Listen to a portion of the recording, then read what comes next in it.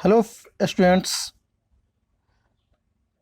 आप सभी का स्वागत है आपके अपने यूट्यूब चैनल मास्टर स्ट्रोक में।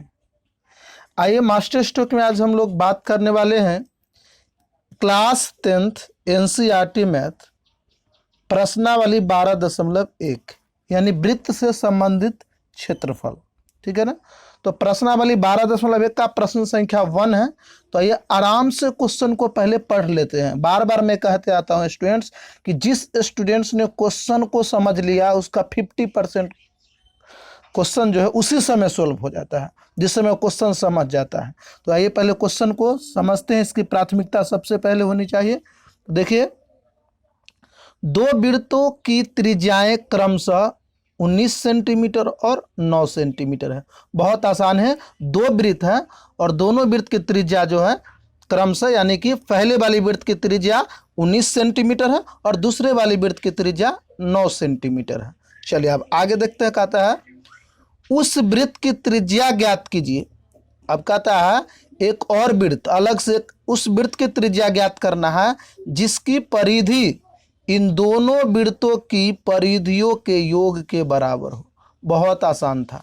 कह रहा है कि ये दोनों वृत्त जो है 19 सेंटीमीटर वाला और 9 सेंटीमीटर वाला, ये दोनों वृत्त की परिधि को, दोनों के वृत्त के परिधि को अगर जोड़ते हैं तो एक नया वृत्त की परिधि बनेगा। तो जो नया वृत्त बनेगा ना, उसका त्रिज्या क्या होगा। इन दोनों वृत्त की परिधि को जोड़ने से एक नया वृत्त का परिधि बनता है। तो उस वृत्त की त्रिज्या ज्ञात करना है, उसका त्रिज्या कितना होगा। तो बहुत आसान है स्टूडेंट्स। देखिए सबसे पहले क्या करेंगे, सिंपली चलिए बहुत आसान है। सबसे पहले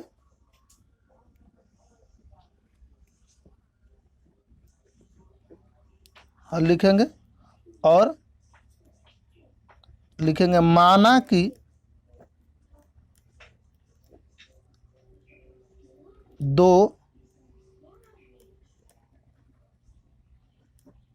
वृत्तों की त्रिज्याएं क्रमशः R1 और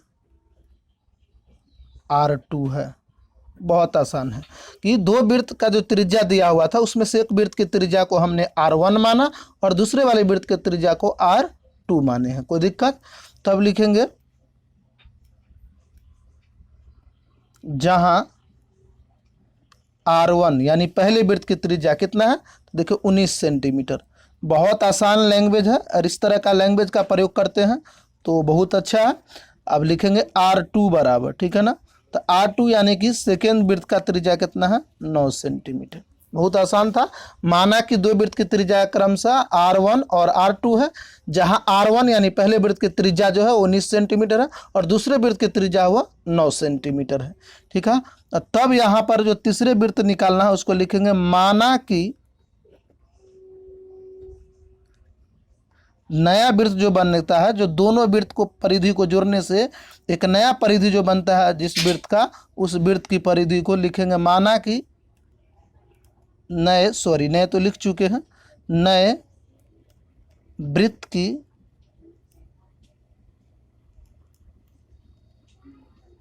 त्रिज्या R है। कैपिटल R मान लिए।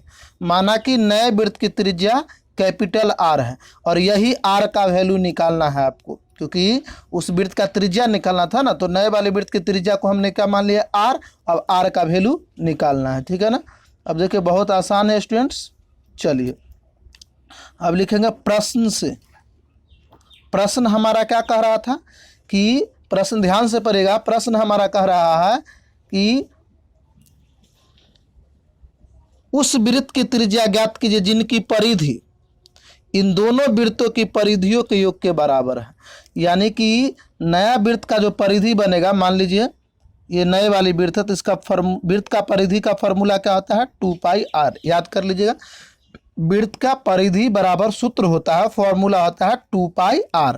तो ये नया वाला परिधि बन गया। यह किसके इक्वल टू में होगा? तो दोनों पुराने वाले को जोड़ने के बाद, तो इसमें लिखेंगे यहाँ पर पाई 2 पाई r प्लस 2 पाई r। देखिए इसका भी परिधि का ही फॉर्मूला है 2 पाई r, बट एक r1 है एक r2 है। यही क्वेश्चन कर रहा था ना कि दोनों वृत्त की परिधि को जोड़ने से एक नया वृत्त की परिधि बनता, उसका त्रिज्या निकालना था। तो देखिए दोनों को ऐड कर दिए और बराबर ये हो गया। अब सिंपली इसको हम लिख सकते हैं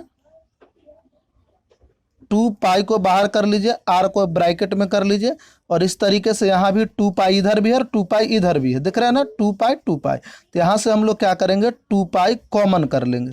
तो 2 पाई कॉमन करेंगे तो यहाँ हमारा बच जाएगा r1 और इसमें बच जाएगा r2। बहुत आसान है। अब क्या करेंगे 2 पाई से 2 पाई कट जाएगा, ठीक है ना। तो 2 पाई से 2 पाई कट जाएगा तो r बराबर हमारा क्या हो जाएगा r1 प्लस r2। सिंपली ये बच जाएगा ना r1 प्लस r2, इसीलिए r बराबर हो जाएगा r1। और देखिए यहाँ पे r1 का वैल्यू क्या है 19 है, तो यहाँ पर हो जाएगा 19 और प्लस देखिए r2 का वैल्यू कितना है 9, तो यहाँ पर क्या हो जाएगा 9, ठीक है ना।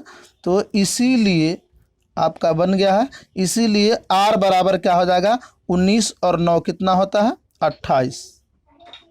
28 सेंटीमीटर। सेंटीमीटर में था ना, तो बन गया है। हमने क्या माना था, माना कि नए वृत्त की त्रिज्या r है, कैपिटल R, और कैपिटल R का वैल्यू क्या निकल गया 28। तो सिंपली बन गया है। तो लिख सकते हैं अतः नए